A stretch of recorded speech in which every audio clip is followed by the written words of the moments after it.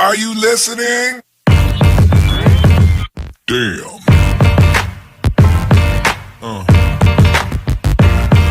Yeah. Yeah. Another episode of Trash Talk. I'm TJ O'Connor. With me, as always, Damian the Wolverine Hill. Trash Talk is joined tonight by the Road Warrior, Zach Gehl, and his father, Ryan. We're here to discuss Zach's most recent fight back on March 14th for Valhalla Combat. But first, Trash Talk is brought to you, as always, by our lovely sponsors, Valhalla Combat Sports Incorporated, Ink Strings Tattoo, Origin Wellness CBD, Spartan Martial Arts, the Striking Institute, James Clark, Sports Psychology and Hypnosis Therapy, The Fighters, and my mom. Zach, how you doing tonight, man? Thanks for joining us. I'm doing great. Thank you guys very much for having me and my dad on. We both really appreciate it. We do. Yeah, well, we appreciate the work that you two put in because I know it takes a lot of dedication on both your ends. Having a father that's as dedicated to whatever you're dedicated to is pretty amazing. And I'm just glad that's the situation that you guys have. How actually did this whole thing get started? How did you actually get started into martial arts and competing? I was getting bullied in school, which I know that's a common one, but my parents thought that they thought martial arts would help me have self-confidence, and then obviously the aspect of if a fight happened, I could defend myself. And first I got into wrestling, then jiu-jitsu, then kickboxing, and I just really loved it, and I'm very happy that my parents kept supporting me. And I definitely, if any parents have their children dealing with bullying or anything, it helped me tremendously, and I would recommend them supporting their kids like that. Yeah, definitely. And that's beautiful to have that support from your parents as well, and, further yourself to gain that self-confidence. And I think from what we can see behind you on the wall, it's been working out for you. A lot of competition, a lot of successful competition. You've been working your way up. Tell us a little bit about how you gained the nickname the Road Warrior, because I feel like that's an interesting one. And I kind of know a little bit about it, but for the fans of the show, kind of let them in. So where we live is kind of, I guess you'd call it like a martial arts desert. Amateur fighting is like not allowed, and the amount of gyms and high-level training is very limited. So we have to put on a lot of miles on our car to get training and to compete. And I think we figured it out. It's like 90,000 miles a year that we put on the car for the last 4 years. Yeah. Wow. So that's kind of the way that I got the nickname, because it fits. I would say 90 miles per year. I mean, not 90. Well, you know what you're saying.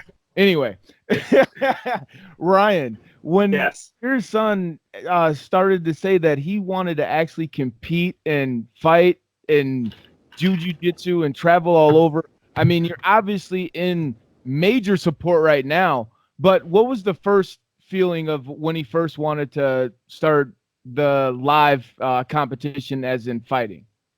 Well, my wife and I, of course, are very supportive of Zachary with anything that he chose to do. We were very thankful he didn't do the Canadian thing and join hockey. So we thought we got off easy. No traveling, no weekends spent somewhere other than at home or whatever. But martial arts turned out to be very family involving, but thankfully we love it. We're passionate martial art fans. Our whole family, we travel to small shows, big shows, just as fans.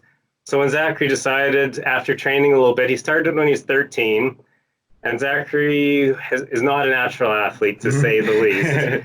So he did say he wanted to compete. So he thought jiu-jitsu, perfect. Yep. So the first year, there's not much for tournaments around in Saskatchewan, where we live, Saskatchewan, Canada, but there's a few little regional tournaments, like small little in-house type ones. We took him there, and I think the longest match he had was 15 seconds. he survived that long. Yeah. The whole first year, he never scored a single point in a jiu-jitsu tournament. Yeah. So as parents, it was tough to watch. But he would get submitted by every submission known to man and woman, because he'd get beat by girls Yeah. too. But he'd get up and he'd have this big grin on his face. And then he just afterwards, he'd like, okay, I know what I got to do. I know what I got to do. And like, okay. So we supported that. Even though he's losing, we saw it taught him how to lose, and it made him happy. And he actually found his group of friends, mostly adults, because of martial art gyms being adults, within the gym walls. So we were supportive in it. We did hope eventually he would get a win. And a year later he did. He won a bronze medal. And I think it's like he has some world IBJJF medals and stuff, but that bronze medal is dead center. So that was the most important one. And it's like I say, he found out he loved competition. We loved watching him and supporting him. As things progressed, even though he didn't train under a black belt or a gym, like a lot of times it'd be him and his coach, or him and a 6-year-old kid. Like we don't have access to the high level gyms. Yeah. But despite this, Zachary would go basically oblivious to his opponents' records, their background, their gyms' reputations, and we'd take him to places all over Vegas and that. And he would just go out there with his mismatching outfit and that and just smoke these kids, and just like everyone's like, who is this kid? Who is this kid? Where is he trained? Oh, he worked in martial arts. Like, oh no. So once we realized he had a passion to win. His skill wasn't there, but he wasn't going to quit. And that we just thought we're going to support that and see where it goes. Yeah. Oh man, that's amazing. And Zach, if it's any consolation, I once lost a no contact Taekwondo tournament to my sister, who's younger than me. So we know the feeling. Yeah. But I guess the TJ pointed it out earlier, but the background speaks for itself. It's been quite a journey for you guys. How have are you just enjoying the ride right now, or shit?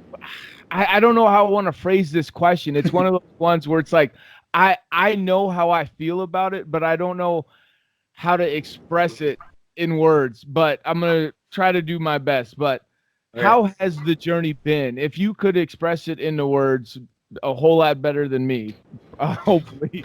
Okay, I'll try. Yeah. So like I know what you're saying. But like how it's been. Like my dad said, the first year was rough.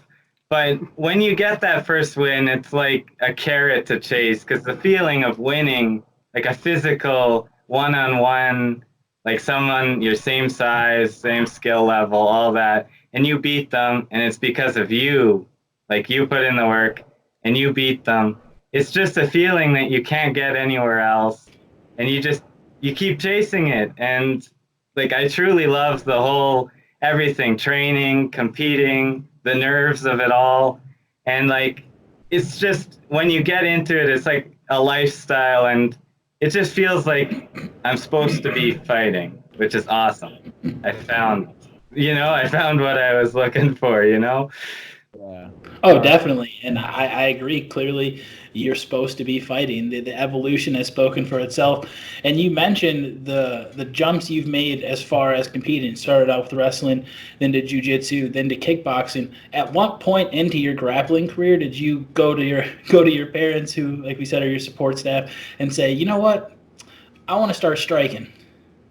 Yeah, that was I did a lot of jiu-jitsu, like competitions, which that's what most of my medals are for. But how it kind of happened, so like my dad said, like I'm not a super athletic like guy naturally, like coordination wise and all that. But the kickboxing class, it was always before the jiu-jitsu, and it always started with skipping. And I didn't know how to skip, but I wanted to be in the kickboxing class, but I didn't want to make a fool of myself. So I had to like learn how to skip in my garage, and then I went. So it's always been something that I wanted to do, but I kind of had to mentally prepare, like it's a completely change of the sport, and mentally prepare that I'm not going to be good at it, like going in, which that wasn't hard, but getting like the skipping and like trying to learn how to do punches and stuff on your own, which you don't learn, but and then I just kind of said, well, it's before jiu-jitsu, we're here, might as well do it. And they supported me, so I'm very thankful. So yeah, it was always something I wanted to kind of get into, Dude, that's amazing. And I'm like, I have like the hugest smile on my face. Like, I just want you to know, like, I'm not laughing at you. I'm just like laughing because it's so hard to believe. Yeah. It is really hard to believe. It took him a year and a half of practicing at home before he had the nerve to go. He's only been kickboxing for about 2.5 years. So Man, I wish it would have started earlier, but the journey was supposed to start when it started.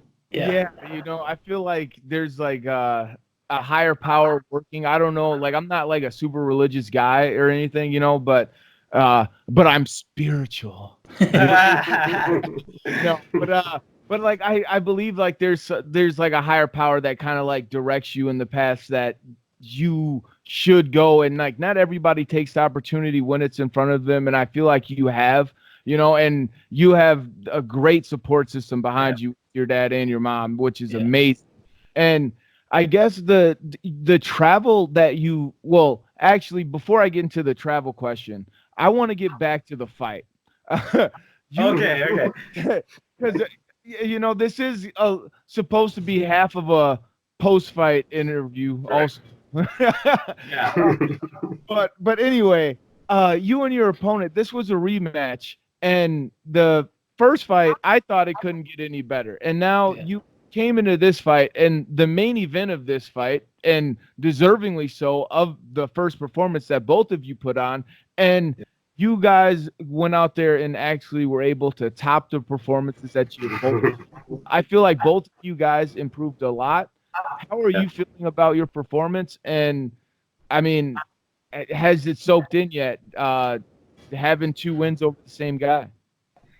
Well, I'm very happy with my performance because I had the pressure of the main event, which that was a whole new feeling, like being the main event of a card, some extra stress there. And I didn't know how I would take the pressure.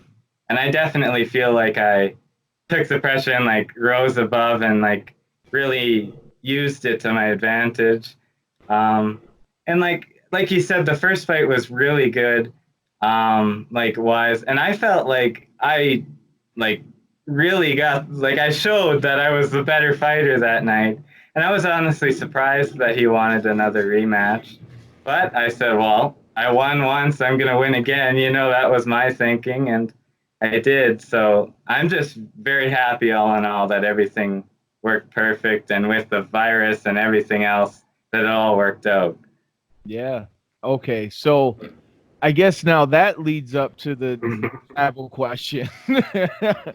What was it like traveling back home? And I mean, I know we spoke about it off camera, but could you, Ryan, fill us in just a little bit, and then Zach, give your touch on it after your dad is done? For sure.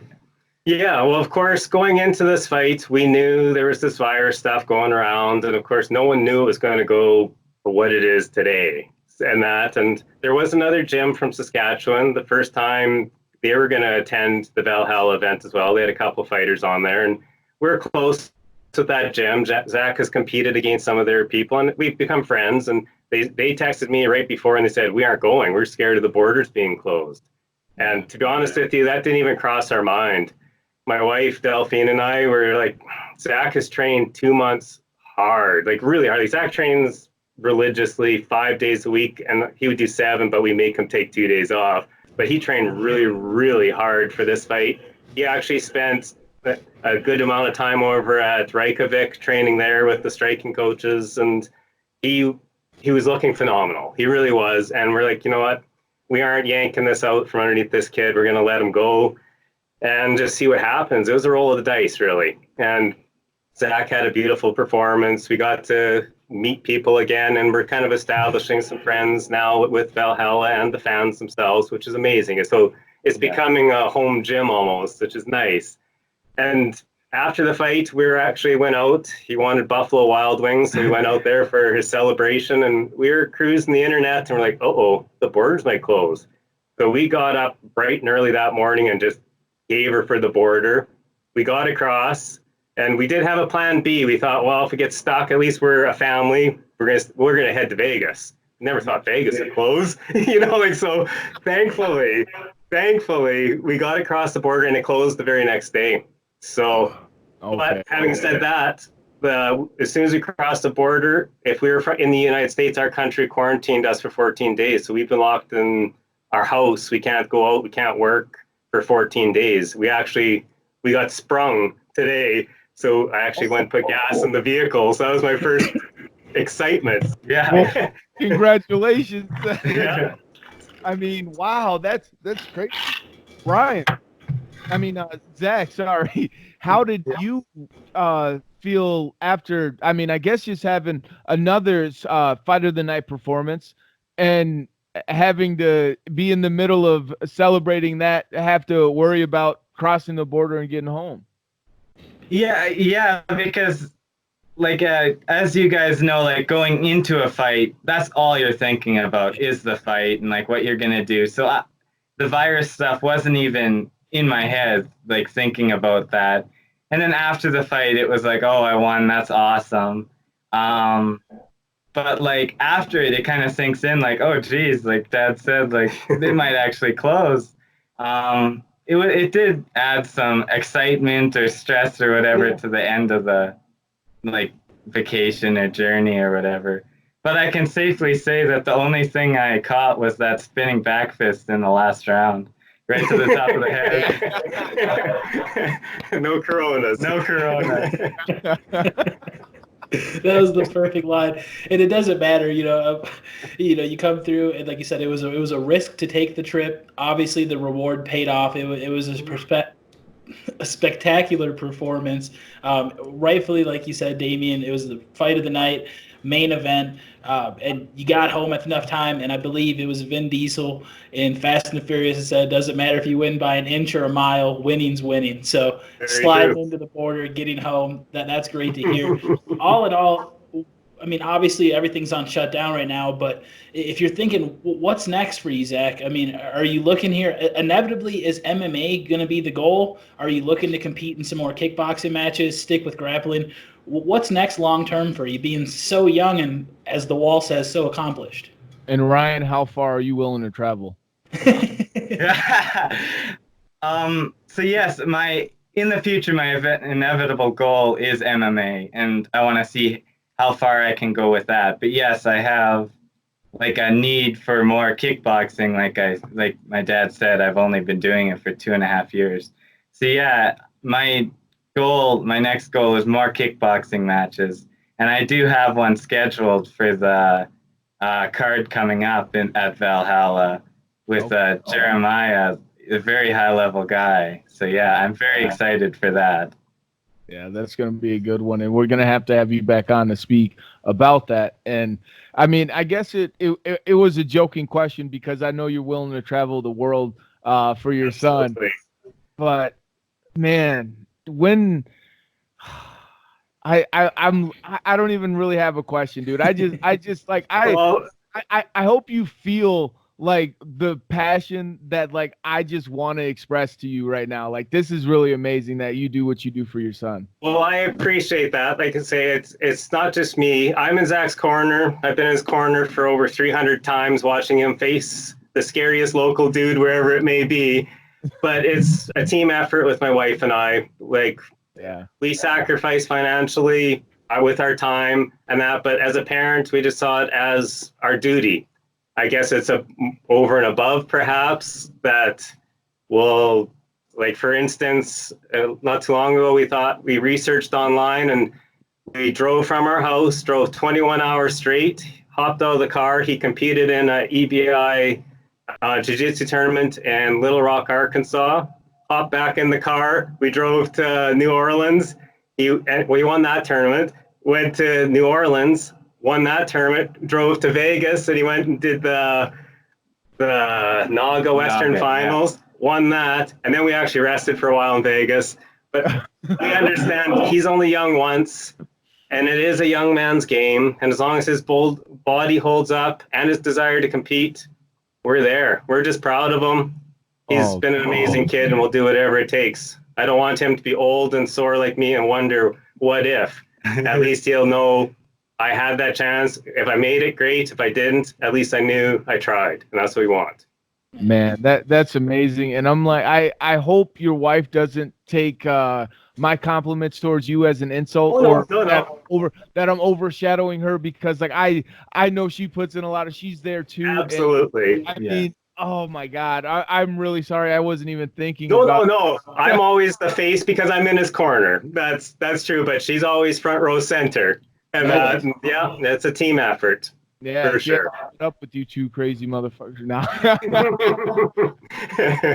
We got to see a lot of different places because of Zachary, so we're fortunate in that sense too. Never thought we'd be in Reno watching our son compete, or Vegas, or Chicago, or New Orleans, or Oklahoma City, Yeah. or Road Warrior in the basement at Valhalla. You know, like so it's been amazing, absolutely amazing. And I'm like I'm just speechless with how amazing my parents have been and how supportive, because like it's a different sport. It's not like a volleyball or basketball or something. It's completely different. So I thank them very much, and as much as I can. And I go out whenever I compete. I give 110% as much as I can, because I know how much they put into my journey, and I really appreciate it. Man, that's beautiful. Building memories as a family, only getting better and getting tighter. We touched on it. It looks like we're going to be talking very soon here with these fights coming up in May. So I look forward to doing that, because that's going to be a chaotic fight, to say the very least. But before we wrap it up, Zach, we always like to give an open platform just for you to thank any teammates, sponsors, anybody outside the gym that's been there for you leading up to this fight and all the ones before. Yeah, well, like I said, I thank my parents extremely, always, like first and foremost. And I would like to thank, Yorkton Martial Arts Training Center. That's where I started training, and I still do.